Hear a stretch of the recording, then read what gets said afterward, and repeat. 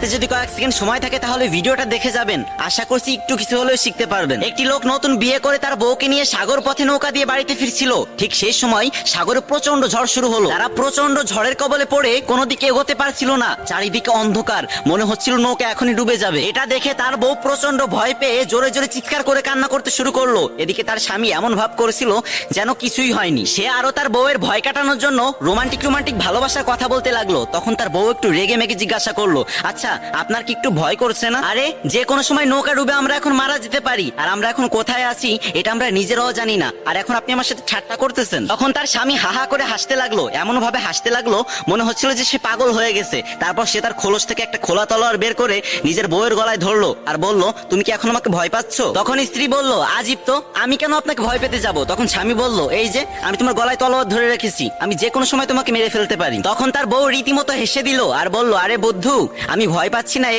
কারণ আমি জানি তলোয়ারটা আপনার হাতে, আর আমি এটাও জানি যে আপনি আমাকে অনেক ভালোবাসেন, আর আপনি যদি আমাকে মেরেও ফেলেন তাতেও আমার কোনো আফসোস নেই।